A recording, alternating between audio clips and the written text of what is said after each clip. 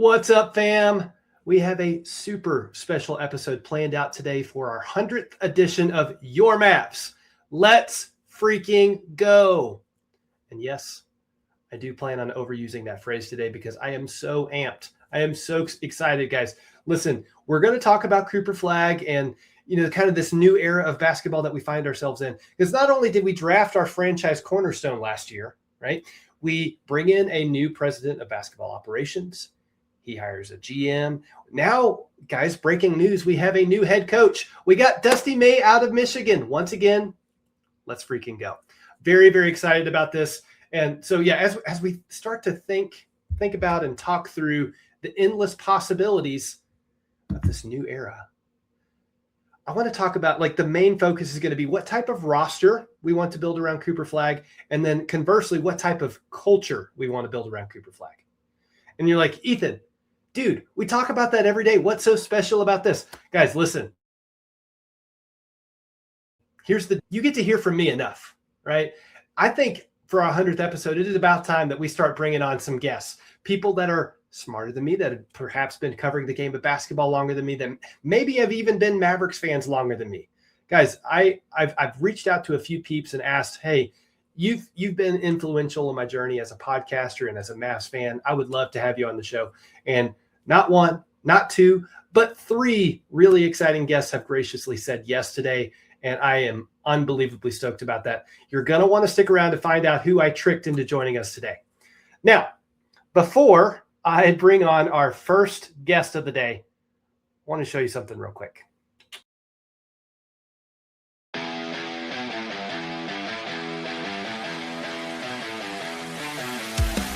This is Your Mavs, a Dallas Mavericks podcast where all are welcome, but y'all better behave.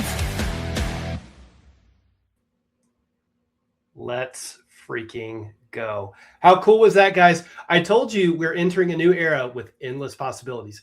And yes, I was talking about the Dallas Mavericks, but I am also talking about Your Mavs. We're leveling up the show. We've got an intro song. We're bringing on guests.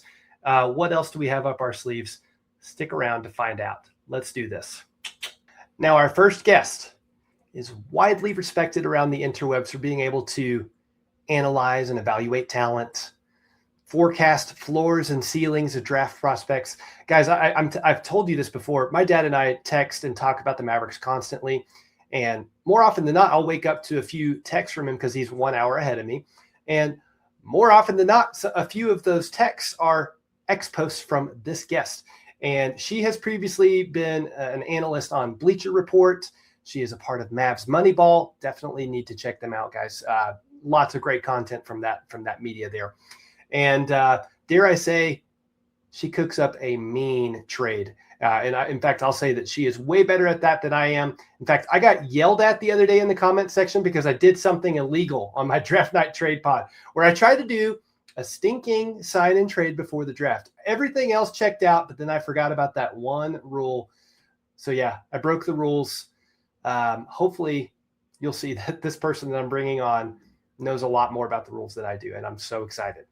All right, fam, we have our first guest, Lauren Gunn. You definitely need to follow her on Twitter. I told you guys a moment ago, my dad sends me multiple texts per morning, all related to the Mavs. Most of them are from the mind of Lauren Gunn. Y'all say hi in the comment section. Lauren, why don't you say hello to all of the 220 subscribers?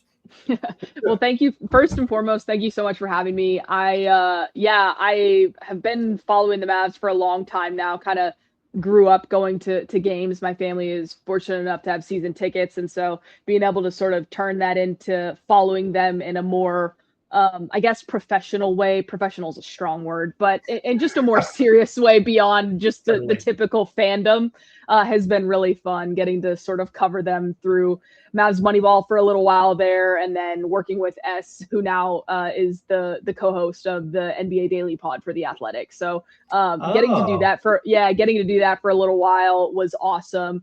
Unfortunately, when things kind of came to an end with SDPN, that just sort of naturally happened, but it set up a great runway for him. So it's been really cool to sort of follow the league and obviously kind of see all the changes of everything going on. And for the Mavs right now, there's so much. I mean, this is such a time of transition and change, and so what better time to be discussing the Mavs? So, yeah, I'm always my number one thing that I love focusing on and identifying are player transactions, not just in the draft, not just via trade, but also with free agency, because I always think that there's a player that's on someone's bench who's on a good contract, or a young guy who just hasn't had that shot, who hasn't been able to find consistent minutes. I think like a perfect example of that was Omax with us, where we could see it and it just never quite came to fruition. And then I think it still crushes all of us. She goes right for the heart, y'all. I know. And then you see what that looks like in someone else's, like looking at someone's mishandling of a situation and somebody else it paying off for them. So for me, I try to identify those situations and opportunities for any team to find any sort of value and good stories, because to me that's what makes this so fun. Oh heck yeah, I love everything you just said, and specifically the things that I've really followed about on your Twitter page have been your draft takes. And I'll be honest, I've never been a draft sicko until about this time last year when we won the freaking lottery, and there was no ifs, ands, or buts about it. We were going to go get our guy Cooper Flag. Right. We weren't forecasting that to everybody. I believe Jason Kidd said something like, we like the kid from Duke, as if there weren't 3 top 10 picks out of Duke. But anyway, so this is my first draft cycle as a media member, so to speak. And again, we're not going to use the professional word just yet. but I feel you. I find it very centering when I get hyped up about a prospect. I'll go see what Lauren has to say about him. Like, oh, you know what? I was onto something there, or like maybe let's dig a little bit deeper here. So I've specifically brought Lauren today to talk some draft stuff. Okay. And I have questions for you, Lauren. Some really juicy, fun draft related questions. Before I do that, do you have any specific projects you're working on right now that you want to make sure that everybody has their eyes on? Yeah, nothing too crazy right now. Sort of a free agent out there, as I'm sure some people have seen. I think right now for me, consistently trying to cover anything player transaction related. Those are always discussions that I'm looking to start. So if you're not following me on social media, I'm at _Lauren Gunn, GUNN on X, on Twitter. So that's where I'm always talking player transactions, my draft takes. I certainly have some spicy ones, so we'll see how they translate. But come chat with me on there. I'm always looking to discuss anything player transactions. Well, I'll tell you what, friend, you always have a spot on this show. Let's do this. Appreciate that. So as we're talking draft strategy, literally the day before, we're like 26 hours away from the big day. There's an ongoing debate. Like, do we go with the best player available, or do we start to think through like drafting for fit, right? And as I've, in my inexperienced mind, have started to evaluate all the talent out there, I have seen the Mavericks community have a consensus that we got to go get a guard, right? Like that is, nobody's really arguing that right now. What I want to start with, I want you to tell everyone in front of God and everyone right now, who is your definitive guard order? Like, that's going to be the Michael Brown Jr., Wagler, Burry, Zakup, all those guys. Let's hear it. Yeah. I mean, I'm going to go from the top, excluding Peterson, but I'm going to go from the top because I do think that there's a decent chance that any one of those guys could fall. I'm a big believer that this sort of expectation that we're going to see this clear-cut guard run, I don't think it's clear-cut at all. I think there will be surprises, and I am waiting to see who that will be. So for me, my order goes, number 1 is Darius Acuff. Number 2 is Michael Brown Jr. Number 3 is Braden Burries. Number 4 is Keaton Wagler. Number 5 is Kingston Flemings. And number 6 would be LeBaron Phelan. So that's sort of how I look at it. Again, I understand cases why people are higher on others. And I understand the hypocrisy of saying, well, how can you be someone who's so high on Acuff and not be concerned about his size? But then one of your biggest knocks against Kingston Flemings is his size. And that's fair. But for me, Acuff, here's the way I look at it. And to me, this sort of applies to all of them in terms of how I rank them and where they're most effective. And in my mind, elite. If you're going to take a guard, and I would like to see them take a guard, in my mind, you have to have someone that is a volume 3-point shooter. which is why I have Fleming's lower. And which is why I have Acuff and Michael higher. And so for me, the number one is shooting volume. And then I also want the positional size. And that's where you may say, like, okay, well, then why is Acuff number one? It's because he's truly, to me, an elite playmaker, an elite scorer. And so for me, if you were to get that guy, if he miraculously fell, or he fell to 7 and Dallas said, hey, I think we can jump to 7. Jumping to 5 is a tall order, but jumping to 7, that's not that big of a leap. If they were to do that and walk away with Darius Acuff, I would be over the moon, because I think he's such a high level player, and that the ceiling is so high. I do think it's higher than some of these other guards. And I think the only one that comes close is Michael Brown Jr. So I do think that volume, shooting, positional size are my biggest things. And because of Cooper Flagg and the identity of what's naturally going to be built around him now, with obviously Dusty May as well, we're going to see defense. We're going to see the ability to insulate a guard. But for me, the most important thing is someone who's effectively able to process what's in front of them and set the table as that lead guard. It's arguably, if not obviously, the most important position on the floor, because it all starts with the point guard. So if you're going to use a draft selection this high to go get that and get that guy to be the long-term guy, I don't think you can settle for, let's say at pick 9, I don't think you can settle for the guard that's maybe the 5th or 6th best on your board. I think you have to look at, okay, who can we realistically add and see them being that long-term piece, or is there more uncertainty? And that's where I think an opportunity could trade back could present itself. Okay, so if I heard you correctly, positional size, volume, shooting, right? For me, yes. Okay, and I don't really have any arguments with that. We saw the exact opposite of that last season, right? And it was ugly.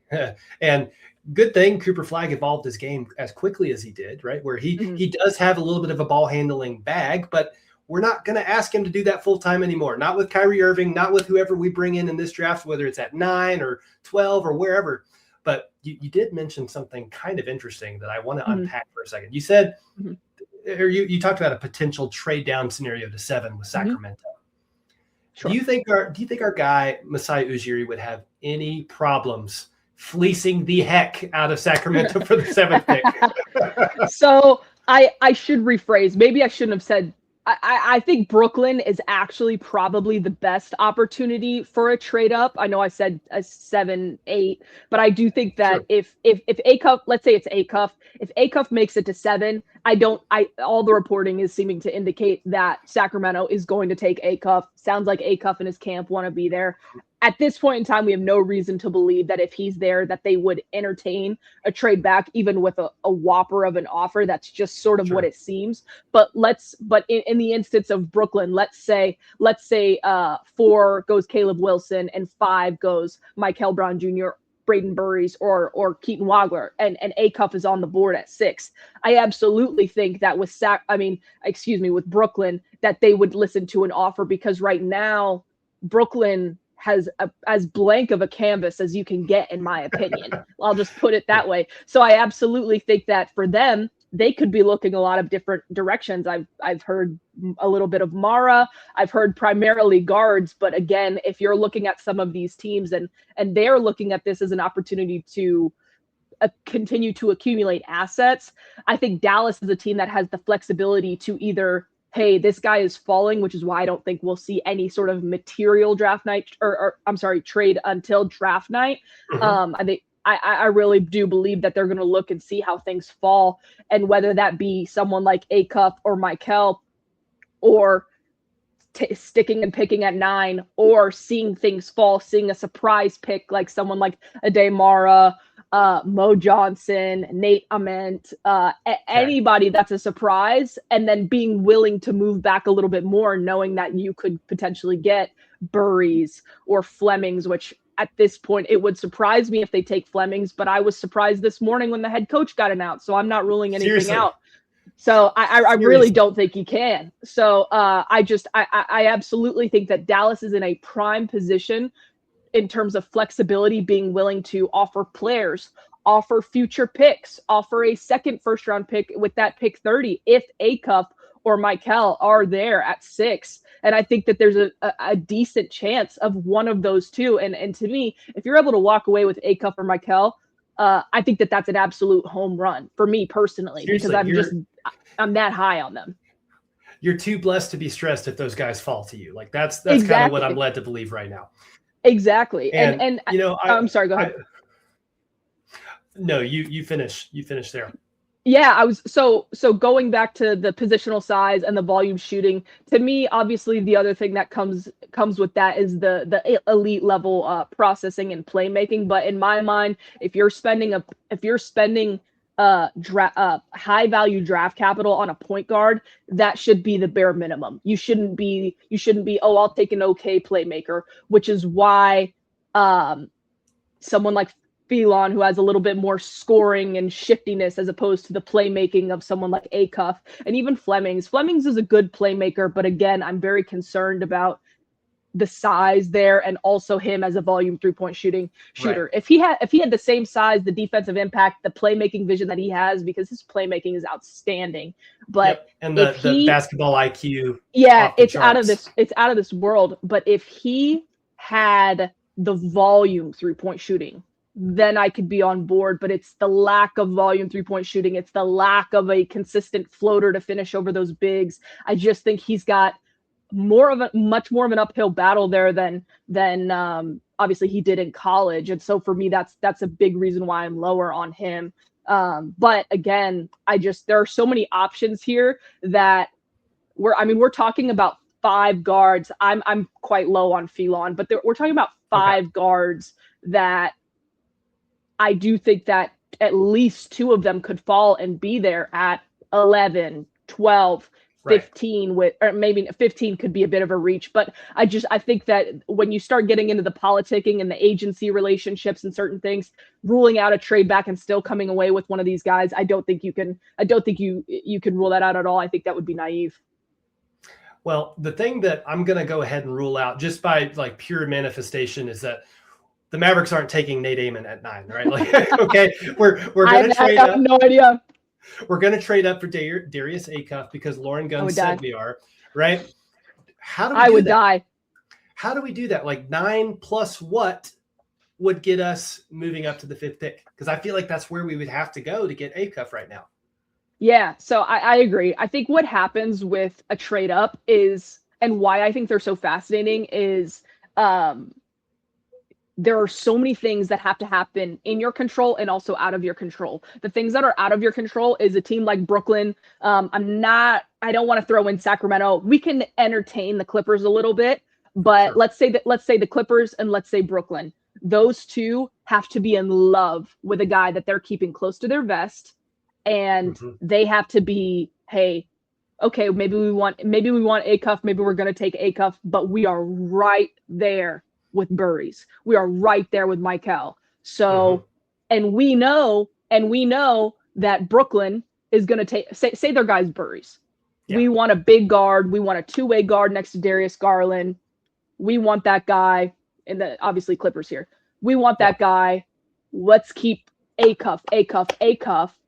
And then when draft night rolls around, we know Brooklyn is going to take one of Acuff or Michael Brown Jr. That's how I feel that's going to go. So then exactly, it is clear as day. And I think at that point, if you're Dallas or if you're the Clippers, and again, it's the Clippers that hold the cards. And so they'd have to be open to taking the calls. They'd have to be in love with another guy to be willing to do it and accept an actual price. Because what happens is some of these guys at the top of some of these front offices at the top of the draft, they get so laser focused on one guy and they won't take the call. It doesn't matter what you offer. And that is flawed logic oftentimes. But I think if you're Dallas, you have to obviously call and say, hey, is that a scenario where does that conversation start because X, Y, and Z is all in place that we just mentioned? And so for me, if that is the case, in the Clippers case, or even in Brooklyn's case, I absolutely would give up pick 9. For me, I would give up pick 30. I would give up pick 9 and the problem is that we have a lot of swaps. We don't have a ton of outright picks. Right. Yeah. But I would give up future capital. I would give up pick 30. I really do think that I would say I'd say most likely I would keep pick 30 and I would do a pick 9 and a future first. And then I would even go beyond that and I would add a Gafford, a PJ personally. I would try to keep that second pick in this draft because I really do think that would be huge. But if they took a starter caliber player in PJ Washington, Daniel Gafford, pick 9 and a future first, I would do that in a heartbeat. And I think there are plenty of people that would say we're giving up a lot for 3 spots. Or what if that exact trade happened and instead of a future first, it was pick 30, or we did a 3-team trade that netted pick 22 or pick 23 to now you're talking and rerouted that, and rerouted that to Brooklyn or the Clippers or something like that. I think there are scenarios that could net Brooklyn 2 to 3 potential picks from just moving back a couple spots. And in my mind, these are not scenarios where you get a 50-50 even trade. You're going to have to give up something to account for the sort of intangible value of everything that comes with just having a higher pick. It's not because one thing that like right now we're looking at all these guards and their similarities with their skill sets and the volume shooting, the positional size. But when we look back on redrafts, it never works that way. It's never like they're right here. It's never like that. So you have to weed out those guys with potential weaknesses that aren't going to translate, potential intangible things in interviews that maybe we don't know about. And so I think Dallas, it certainly seems like they're doing their due diligence. And for me, if you have that guy that you feel so good is a true difference maker, I would be pretty okay with them giving up just about anything. And if they move up and they pay a high price, I will take it to the bank that dude is a legit game changer. And if they move back, I'm going to be completely fine with that too, because I legitimately think that there are starter caliber players going all the way down into the 20s. Oh, heck yeah. Okay, so I'll be honest. Acuff was 3rd on my list of those guards.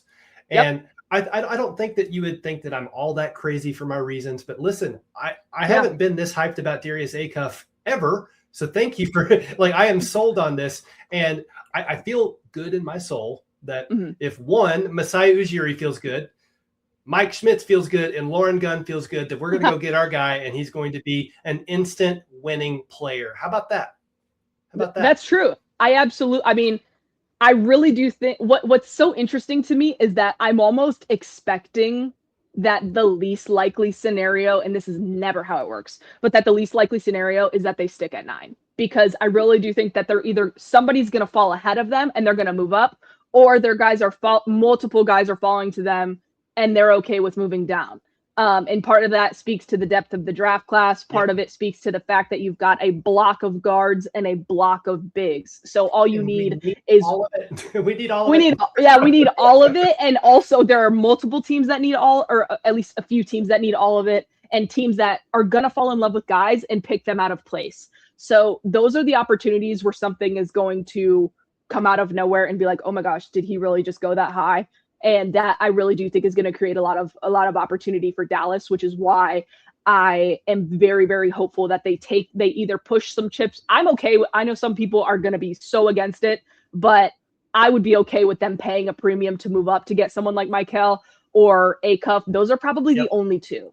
Otherwise, I'd rather stay at 9 or I'd rather move back if it's not one of those two.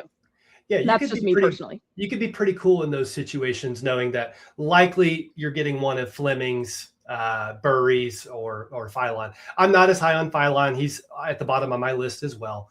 But Lauren, this has been fantastic analysis, and what I would love to request, we're 25 hours away. Maybe we have you on later this week to grade our draft. I love that. I would absolutely love that. Because, it's smokescreen season. We could trade up, we could trade down, we could stay pat, whatever. Who knows what's actually going to unfold tomorrow? And I'm probably going to be too mind blown to be able to talk about it coherently. So I need your help. Thanks so much for joining today. Guys, go follow Lauren Gunn on X like immediately. That is your project. That is your homework for the day. I need to see her subscriber count on Twitter like skyrocket. Please and thank you. All right. Any parting words? No, I think keep an eye on those picks in the 20s. I'm going to be very intrigued because I really do think that there's a lot of opportunity there.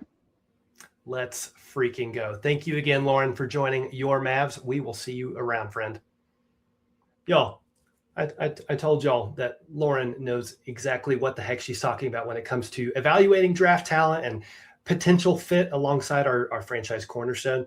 And literally, we could have talked about that for, I don't know, 80, 90 minutes or something crazy like that. But you're already like, yo, we're 25 minutes in. Speed it up. Okay, so that's what I'm trying to do. But in review, she's very into Darius Acuff and the things that she's looking for if we don't get a Darius Acuff out of a, in that guard order is positional size and volume shooting. Right. And I think that's something that we saw with just, you don't have to be a basketball pro to understand that the Mavericks didn't have any of that last year. Right. And Max Christie was taking maybe 5 or 6 threes a game. That's not enough. Right. And if we have guys that more than one guy that can bring gravity and have ball handling chops, then they're going to be able to get good looks for open guys in the corner or whatnot. And I think whether it's Acuff or it's Michael Brown Jr., all those guys can let a rip. And we need high volume shooting on this team. No ifs, ands, or buts about it. Now, on this next segment with our next guest, we are going to talk ideal roster construction and not necessarily, we might talk about a few specific players, but really what we want to do is unpack player prototypes that we would put on the court next to Cooper Flagg and how insane it would be to have just a bunch of demons run around, right? So this next guest, to me, is the smartest Mavs fan I know. He is actually the head of content over at DLLS Sports, my favorite show. Guys, you got to check these guys out. Former member of the actual Dallas Mavericks organization. He knows that organization like the back of his hand. And guys, I'm probably saying too much now. I'm just going to bring him on. Let's welcome the Corralistrator, Bobby freaking Corrala. What's up, Bobby? How we living, man? I'm good, man. I'm good. I love your background, by the way. Where did you find it? Where can I get one? It is awesome. Dude, I got it for Christmas. I'll say that. Nice. my wife got it for Christmas, and we were getting ready to move from our rent house to the house that we bought, and I was like, well, I need to have like an actual studio if we're going to go pro with this thing, which, Bobby, I'm sitting with 220 subscribers right now. We're going pro, okay? Let's go. So, we're starting with the flag. I'll wear a jersey. Maybe we even do branded hats. I don't know, but thank you for saying a nice thing about the flag. Oh, absolutely, man. Thank you for having me on. Absolutely. Now, guys, what we're talking about with the Corralistrator is player prototypes. And that sounds really nerdy to say it like that, right? Like, oh, you're a player prototype. But like literally, that's what we're going to dive into because we don't want to just build a good team around Coop, do we? We want to build an amazing, unbelievable, unbeatable team around Coop. And he deserves that. We deserve that. How about that? So, Bobby, right off the cuff, first question. In a perfect starting 5, are you running Coop at the 3 or the 4? And why?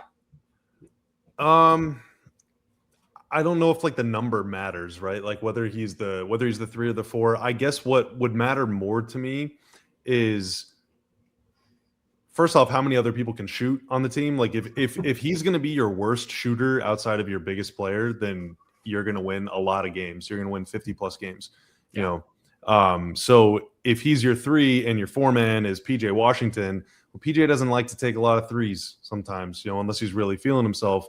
So your offense could be a little stunted, but if the power forward or the small forward by name is willing to kind of like what Lauren was talking about, if they're just willing to get him up, then hell yeah. Like for the Knicks, was OG the 4 or the 3? He's kind of the 4, but also kind of the 3, but he kind of defends ones. Like the position name doesn't matter so much as the quality or the qualities you have, the traits you have, and also the number of players that you can guard. So I want versatile players and I want guys that'll shoot. So you want basketball players? Yes. The Jason Kidd position. I'm kidding, but yeah, no, I agree with you. It's really the traits, right? It's more of the like Coop can do pretty much anything that you ask him to. He can play alongside pretty much anyone that you ask him to. We could go draft 3 first-round picks or 4 or 0 because we decide to go trade for another role player, and it wouldn't matter because he's that kind of player. But I still want to go in the weeds and talk about the types of role players or the types of, I don't know, player prototypes. I'm being redundant now, but like I do want to land on let's keep Coop at the 3 because like the categories that I throw at you for each of the positions around him may actually sway what types of roles you want the other guys to fill, if that makes sense. For sure. Yeah. So let's start with point guard, right? Obviously, that whole first segment was talking about guards, right? We need them. We can get them in the drafts, right? This is a great draft for that. We can go get them from the free agency market, right? You're going to have your Kobe Whites and your Anthony Simons. I mean, there are guys out there. I'm making a face. But if we're narrowing down the types of players, there's the pass first playmaker, there's the two-way floor general, right? They're really communicating on both sides of the ball. They're getting guys in their spots. You could go get a primary scoring threat at the 1. You could go get a slashing, penetrating guard. Bobby, what do you want to see on the floor next to Cooper Flagg in the point guard position? This is probably a boring answer, but I just want to see Kyrie next to Coop. Like that is just what I want. That is the hell yeah by name player, but also in terms of qualities and traits. Let's deconstruct Kyrie's game for a little bit. Okay, so he can create a shot from anywhere on the floor. True 3-level scorer. Can create in isolation, can create out of the pick and roll, can create in transition. And no matter where he is, no matter what size player is guarding him, he can do something. Okay, so that's number 1. Shot creation ability. He can pass the ball. That's great. I love playmaking. But what I love more than passing is making something happen. So if you can break your guy down and get in the lane and score, well, that is making a play. If you can identify the guy that's open, that's making a play. But the only way that guys get open in the NBA is if you do something to force the defense to react. Right. And, last season, for example, Najee was one of the best players to get in the lane and one of the best floater seasons of all time, probably. Right. But when he floors it, the defense just doesn't really care that much. They don't super react. And so when he drives, he's driving to score. And it also hurt a lot that any of the players that he would have passed to were mostly lousy shooters. So the defense just wouldn't really care about the shooters either. But if Kyrie gets in the lane, the defense is going to react. You're going to see it trickling down their legs. And so, that is making a play because that's forcing something to happen. You're forcing an action, a reaction from the defense. And then also Kyrie has a lot of corporate knowledge. He's got a very high basketball IQ, knows when to exert himself on offense, knows when to choose his spots. And that really matters because, the most recent time we saw Kyrie play super high level basketball, he was taken over in the second half. And, Coop, for as well as he scored in second halves, and especially in the fourth quarter throughout the season, really the last 3 to 5 minutes of the game, he struggled. His percentages dropped way down, especially in the final minute, because he just doesn't have that go-to move yet. He doesn't have that spot. People knew that he was going to have the ball in his hands because there was nobody else that was willing to do that kind of thing. Yeah, it was by default. And you could see him sometimes be like he's rising for the shot to win the game, and he's off balance. Or he's overthinking it and he passes to a guy that's not there. It's a turnover. Kyrie has been there, done that a million times. And so you can use him in those moments, because he can do that. So, clutch gene, leadership, IQ, offense, just literally everything. I just want Kyrie. I don't want to entertain a single other point guard because Kyrie is my guy. Okay. So we're creating a 6th category for point guards, and that's the Kyrie. There's only one Kyrie walking this planet Earth per Masai Ujiri and Kevin Durant. Need I say more on the topic? Let's move on to the 2. What types of traits or what type of player prototype are you looking for at the 2? Because we ain't got one right now. Yeah. It's tough because Coop is, I don't know if he's like LeBron, Luka level, like you can just give him the ball and let him run your team. He might one day get there, but in the meantime, he is kind of like you're off guard. He's your secondary guy. Kyrie is your primary guy, or they can trade. They can take turns doing that. Mm-hmm. So I don't really need my 2 guard to be like a Jason Terry type, or like a Darius Garland, that's going to play off and hunt shots. Sure. I want my 2 that's going to be more defensive focused that can defend the guys that you don't want Kyrie or Coop chasing around. Coop is going to block shots. He's going to get steals. He's going to play passing lanes, take up space and all that. but he's not quick enough to defend Steph Curry or any Tyrese Maxey. And I don't want Kyrie chasing around those guys either. So I want my 2 to do that. So, whether that's quickness or length, like Derek Jones and Cason Wallace are 2 entirely different physiques, and builds and skill sets, but they can defend the same kind of players. Mm-hmm. And so I'm looking at my ideal 2 as who can you guard? And that's why in this class, if they stay at 9, Braden Burries is the guy that I like the most because he is the player that is outside of Darren Peterson, who's obviously not going to be there. Like, he can probably guard a lot of those guys. I don't know for sure, but it's always better to be early than late on getting the guy. Forever, Drew Holiday was that guy, and then Derek White was that guy. Now Cason Wallace is that guy. You're giving up an ton to go get one of those dudes. You can just draft one at 9th right now and turn him into that kind of player. So that kind of, and then offensively just catch and shoot threes and make simple plays. That's all I'm asking. Very, very low bar, very, very low threshold. But, defending quick dudes at the point of attack is arguably the most important element of defense. And the Mavs did not have it at all last season. So that is really what I want from my 2. Okay. So we're getting Braden Burries. We're staying at 9, right? Or are we moving up to get him? Because I'm kind of worried. I'm worried, dude. Yeah. I'm worried. So I have to disagree with Lauren. I think Lauren is great, but I'm not trading up for anybody this draft because you're getting a good player no matter what. Unless you're trading up in the top 4, then yes, do it by all means. But at 9, I'm taking Burries. If Burries is gone, or if there's you just kind of have a feeling that someone is going to be there at 12, then I'm making the trade with OKC. But otherwise, if they stay at 9 and draft Burries, I'm dancing. I'm fist pumping. I'm cranking up the music in the club. Let's freaking go. So we've got Kyrie at the point guard. Don't have to do any maneuvering for that. We go get Braden Burries at 9. We don't even have to do any maneuvering for that. We just have to hope that he falls in our laps. Right? We've got Coop at the 3. So we have a Kyrie, we have a 3-and-D point of attack kind of guy. We've got our transition demon in Coop. What kind of player are you looking for at the 4? Need shooting for sure. I think with whether it's Burries or just some other dude, even Lou Dort, you have guys that can handle the ball. No. Try again. Hey, I'm just the messenger here. He fits into the trade exception. He does. That's true.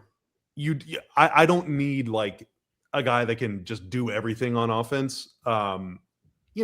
It would be great to have OG Anunoby. Those guys don't grow on trees. I'm not sure that you can draft him. But yeah, I want a bit of just a big, thick beast at the 4, that can shoot a little bit. Think back to 2024.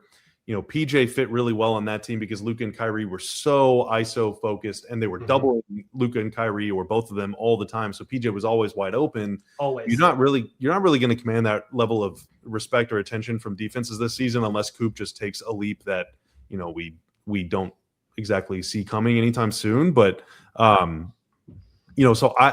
but PJ defensively that season threw around his weight on defense in ways that I just didn't see him do as much last season. Obviously, he was really banged up with the ankle, but if your 4-man can switch onto 5s and get into them, bump Wemby off his spot, bump Chet off his spot, switch and allow your quick-footed 5, Derek Lively or whoever it is, to step out on the perimeter while not giving up anything around the rim. That is the dream on defense. So yeah, I guess I just want 2024 PJ Washington, not 2025 okay. PJ Washington. But dude, let's unpack that for a second, because I did a little digging, and I did a pod on this maybe a month ago. PJ Washington gets a massive shooting boost next to Kyrie Irving. No ifs, ands, or buts about it. He shot 40% from 3 whenever he and Kyrie are on the court together. Yeah. So we don't necessarily need to even do any maneuvering there. We could bring maybe 2024 PJ back and tell all the trade suitors to F off. What do you think about that? Maybe not. He turns it over too much for me, and he kind of wants to get into that 8 to 10 foot range a little too much for me too. And I just don't. Now maybe under a new coach, new system, maybe new style of play, maybe it's there, But if you can find a team that's willing to give up a first rounder for PJ, you gotta at least think about it. I think, even though he literally has a Mavs tattoo on his body, Like forever, he'll have a Mavs jersey there, which, hey, respect. Yep. Like that earns you a second chance for me, but I really, really question him specifically next to Coop. Okay. So, I mean, there's been some smoke via the Stein line about us potentially trading down and grabbing a guy like Hannes Steinbach, represent Würzburg, Germany. How about that? I'm not opposed to it. I don't know if he checks all of those boxes that you were just mentioning, but something that I've seen is, like, as I've watched the playoffs, and I feel like the Mavericks really need to dial this up a little bit, is find a guy that is a board man, right? Like, if you've got a mid-range game, cool, but I need you grabbing 10, 12 boards a game, like putting a body on somebody, really making it difficult for there to be any sort of crowd in there. Because Steinbach, mix it up. Dude, he's thick. He's thick too. So I feel like if we find a guy like that and he develops a shot, great. But if not, another guy that I like Merez Johnson a lot. Now, he played 4 in college. I think he's a 5 in the league, but he can step out and switch and do all sorts of cool stuff on the perimeter. If he can shoot at all, or if you play him next to a 5-man that can shoot, that's my other guy, alongside Burries. And so, those kind of qualities, because Merez will rebound. He'll go in there. He's a little nasty. Gosh, yes. He's a little nasty boy sometimes. And he'll switch out, and he's got some skill and he's got some attitude, and he plays the way that I want guys to play next to Coop. Okay. Now, last question on the 4 before we move on to the 5. Like, does any of what we just talked about apply to Peyton Watson? Like, if we got lucky and signed him to 3-year, $75 million, something like that, like, would you slot him in at the 4, or would you put him at the 3? I like him. I think that he and Coop could probably work. I mean, he's pretty thin. Yeah, he is. I don't really know all the injury details with what was going on with him last season. Hopefully he's just fine. I like him. I like the player. I mean, I think he's a super athlete, very long, pretty agile. He'll go to the rim, he'll dunk on you. He shot it really well last season for long stretches. So, yeah, I mean, I'd be in on Peyton Watson for sure. Okay. I'm not married to any one guy to come play the 4. That would be weird if I was, because I'm married to a woman and I have 3 children. But how are you going to tell your kids? What are they going to think? Yeah, we can't marry any 4s right now. This is not an open relationship. Let's move on to the 5. I think we're getting some common themes here: volume shooting, rebounding, two-way ability, like a little bit of a bigger body to like go bang down low. Like I think we're starting to hit something here. What are you looking for at the 5? Don't say Derek Lively.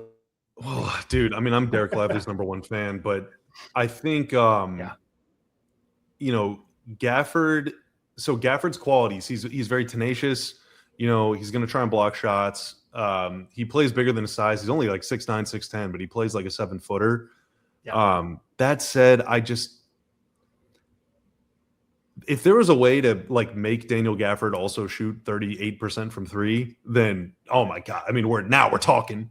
The Mavericks are going to live and die by Daniel Gafford's 3-point shooting this season. That's exactly right, dude. Him and Lively taking us over the top.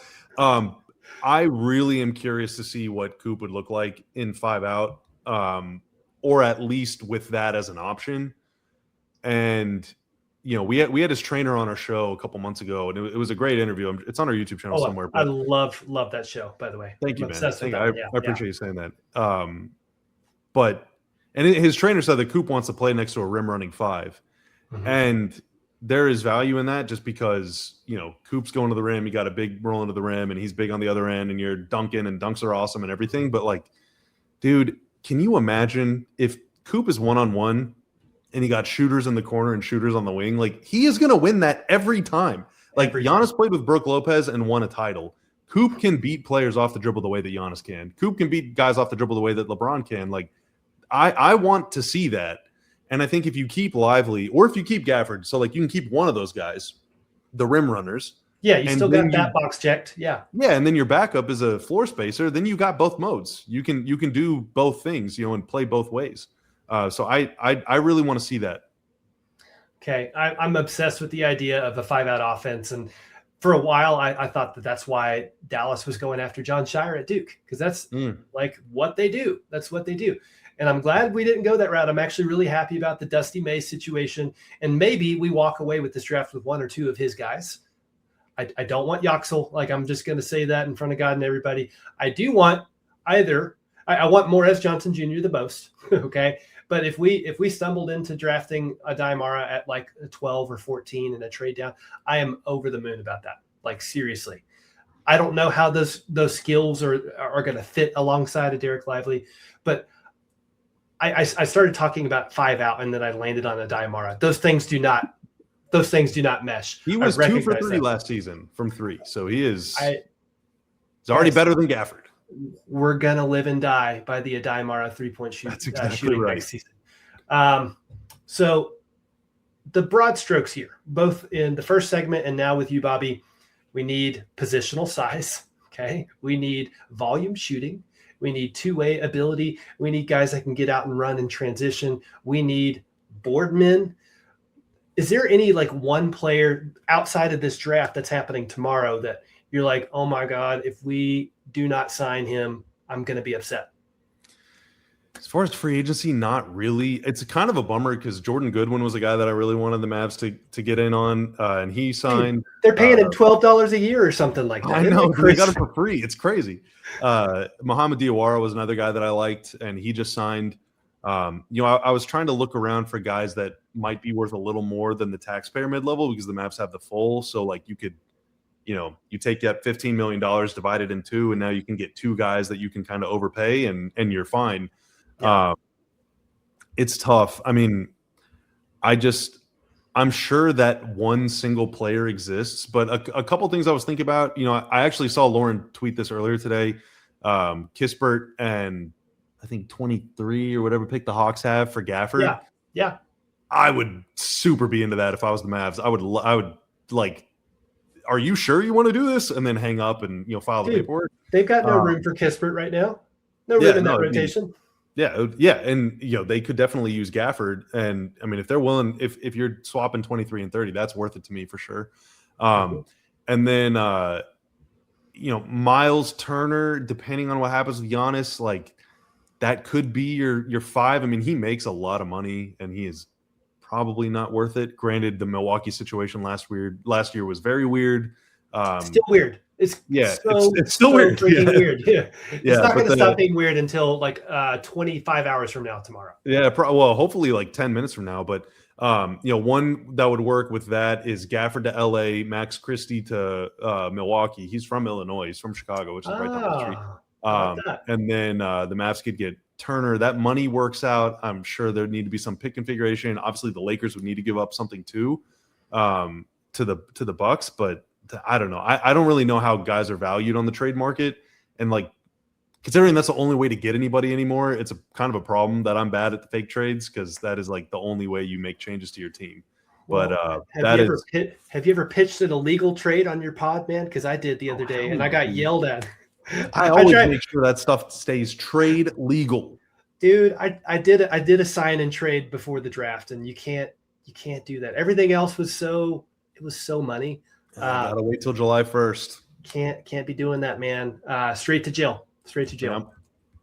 Bobby, we're going to wrap up here in a moment. Is there anything specific you're working on right now, whether it's at All City Sports or anything personal you're working on that you want eyes on right now? It's our draft show. Tune in Tuesday night, 6:45, Wednesday night, whenever it is, whenever the second round starts. I don't actually know. I should probably find that out sometime around 6. We care way less about that right now, I guess. yeah. I mean, who cares? Yeah, 48 doesn't matter. But yeah, just tune in, man, and sub to our channel. Drop a like. Be cool in the chat. Let's have some fun. Yeah. Side note: I'm not paying for the streaming service that you have to have for ABC because I'm paying for everything else. So I will be watching your live stream tomorrow, and then I'll do a reaction vid fresh off of all the information that you guys feed us. How about that? Let's go. Bobby, thank you so freaking much for joining the show today. I do have one guy that I would be so upset about, and I'm just going to drop it, and then I'm going to kick you out of the studio. My guy is Ayo Dosunmu. We better sign that guy for slightly more than the MLE. I like him. Then, as sad as I would be to not draft Braden Burries at 9, do a trade down for the 12 and 17, we don't have to pick a 2 because now we got Ayo Dosunmu at the 2, and then we can go get Morris Johnson or somebody like that. I don't know. I'm just spitballing here. I would not complain one bit about that. But, homie, thanks again. Party Appreciate you, man. on. third segment and our third guest today, man that needs no introduction. He's one of my very favorite Mavs personalities. I've been following Kirk Henderson for a very, very long time. Dude, welcome to the show. Thank you so much. Absolutely. Before we jump into like some of the Father's Day flavored content that I have planned, what are you working on at Mavs Moneyball that you need people to be paying attention to? I'm working on nothing because I don't know anything about the draft, and I end up bringing on people that do. Obviously, because Dusty May was hired today, there's a lot of stuff on that. There'll be more kind of draft stuff as the day goes on. I mean, I feel like tomorrow's going to be kind of an active day on the rumor mill front. So, you can always stop by the site, check out the comments and some of the different articles, and you can see kind of a lot of different stuff. But me personally, I am useless right now. I'm ostensibly very useless in terms of any new Mavs content. Well, how dare you say that after I just talked you up so big. Dude, guys, if you're not going to go read all the Mavs Moneyball stuff right now, they've done a few podcasts that have been like wacky mock drafts, and been some of my favorite content. Y'all have to go check out those videos. Yeah. It got so crazy, especially in the comment section. Anyway, Kirk, from one dad to another, happy belated Father's Day. Thank you. And in typical Father's Day fashion, nothing really. I got a couple of cool gifts from the family, but then, it's like I'm doing yard work in the 100-degree heat. My child's like, "Why are you out here?" And I'm like, "Why aren't you helping me?" And dude, that totally tracks. And I'm going to tell you a quick story. My wife asked me what I wanted for Father's Day, and I was like, I want steak. That's really my only ask. And what I thought that meant whenever I communicated that was that we were going to go on a date, just the two of us. You cooked your own meal, didn't you? Cooked my own meal with a new freaking grill, right? Well, that's pretty exciting. I got a Blackstone. I had no idea it was happening, and I made the best meal of my life. And I got to eat a little bit of it, but it was you accurately described it. You make your own damn meal on Father's Day. How about that?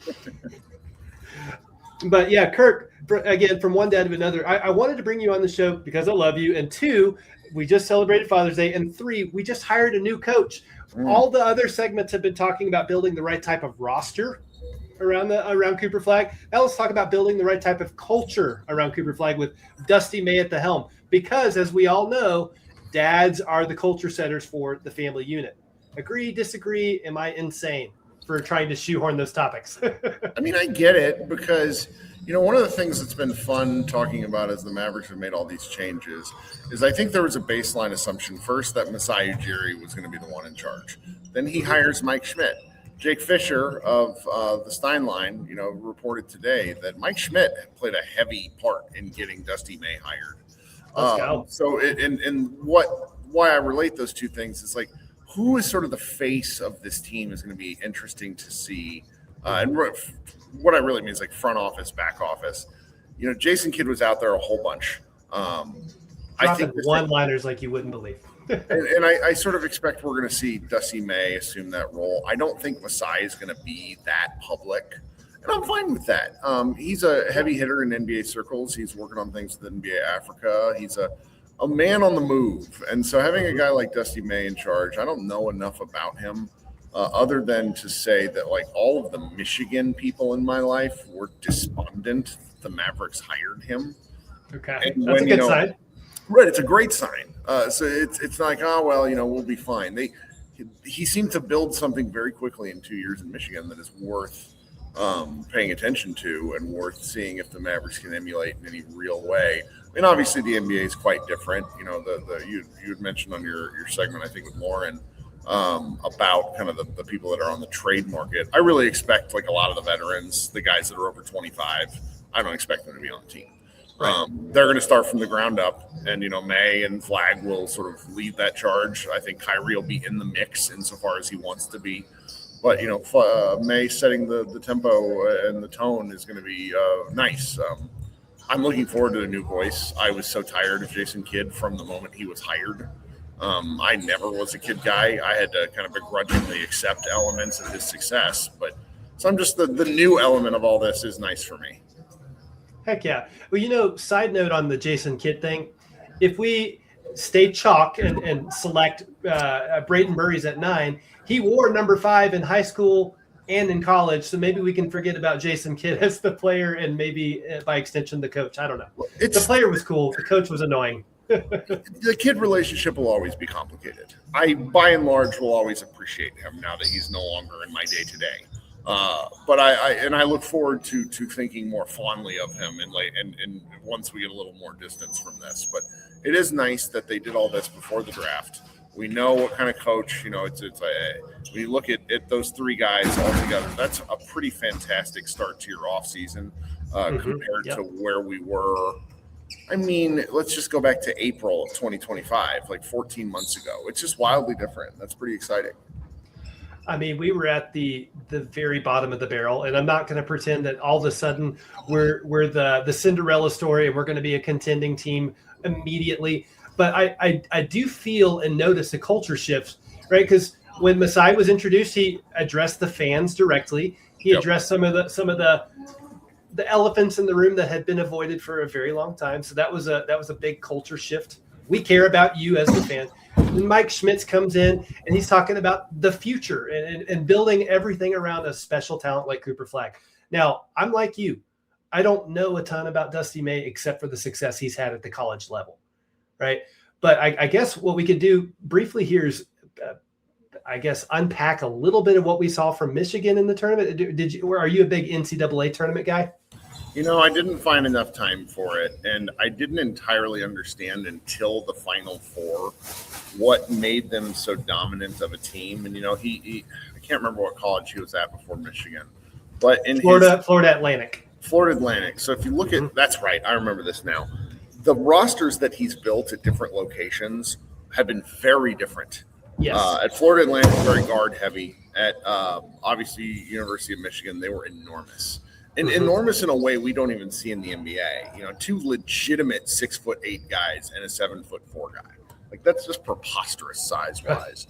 So I think what I would take away from that 50,000-foot view is a flexibility of mind and flexibility of philosophy. I always get alarmed whenever coaches say a thing has to be done a specific way, because that's just not how basketball is played.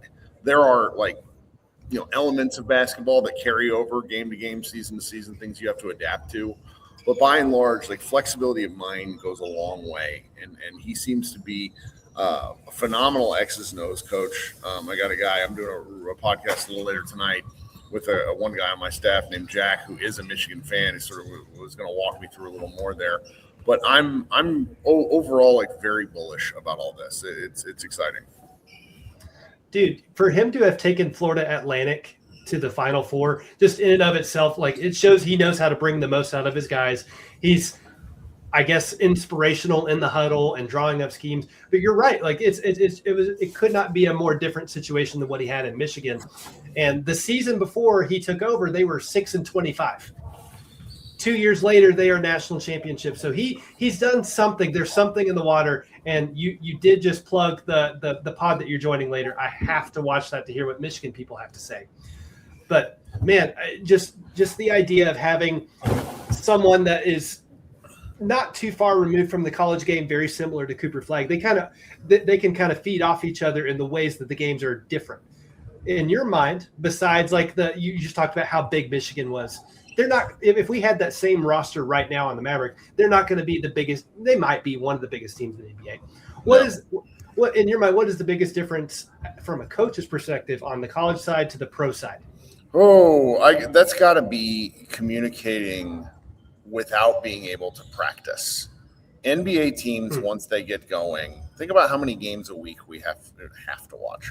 Are afforded the luxury of watching. Yeah. On a busy week, there's 4. There's no practice. So you have to show up 4 games, being able to make adjustments and explain things to your players in a way where night in and night out, that in a way that they can process and then put into action without any actual time on the floor. So that means, that's going to be, I think, very difficult for any coach. I mean, Dawn Staley was thrown around as a potential name for the Mavericks. Her practices are legendary because of how much of a control freak she is. to her success. But that Right. just doesn't work on the NBA level. You have to be able to communicate, adapt, and plan without being able to walk through things in a way that you would at the college level where you're playing 2 games a week.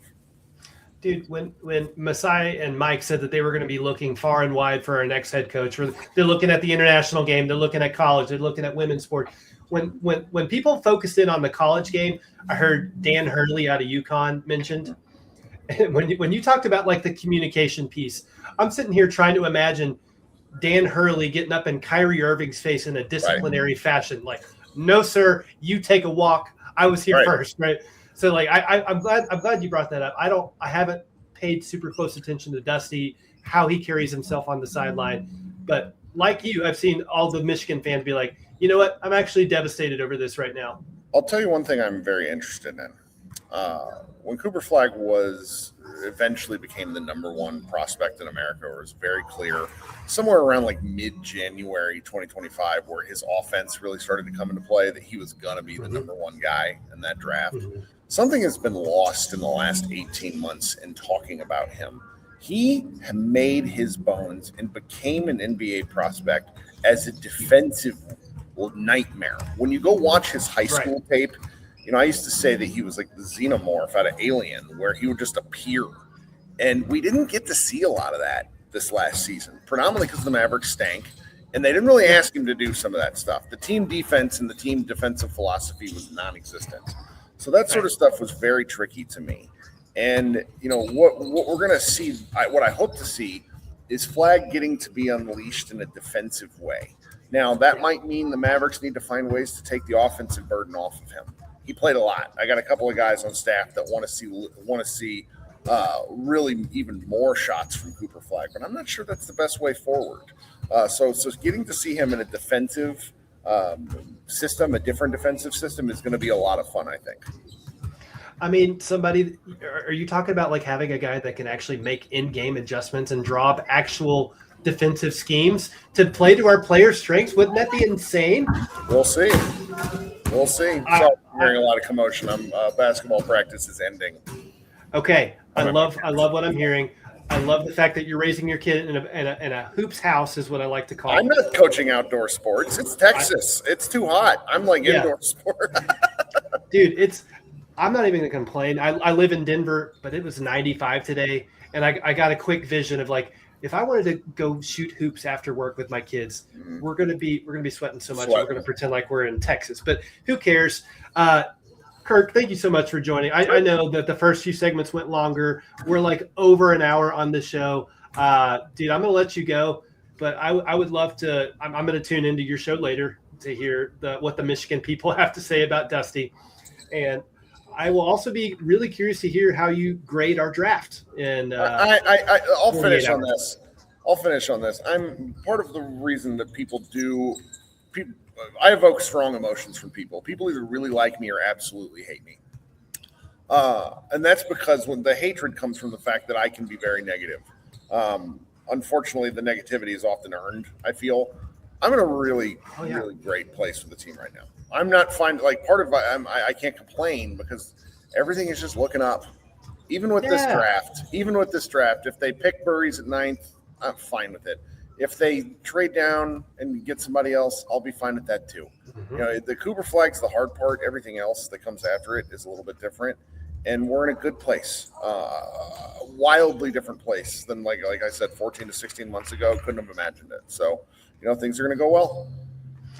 I'll sum up what you just said with a really lame phrase. Too blessed to be stressed right now. That's right. No, that's where it is. I don't get me wrong. I'll find something to complain about, but it might be till Friday. Like I'm going to be fine the next few days. Man, the Mav fans that crashed out over the Kareem Lopez mock draft, the guys that crashed out over the Nate Ament news. I'm like, even if we do pick those guys, I'm not going to overreact just yet because they could be amazing the second they step on an NBA floor. Who knows? Fran Fraschilla today on the Hoop Collective podcast said that Kareem Lopez reminded him of a more athletic Eduardo Nájera. You know who was an awesome Dallas Maverick? Eduardo Nájera. Yeah, I'll live with this. It's we'll go from there. But yeah, man, thanks so much for having me. I'll talk to you soon. Okay. All right, be good, Kirk. Thank you. All right, guys. What a show. My brain can hardly comprehend all of the great information that we got from not one, not two, but three unbelievable guests. Guys, thank you for the journey so far. Here's to like 1,000 more. And I'm going to go ahead and hop out of the studio. Y'all be good. Party on.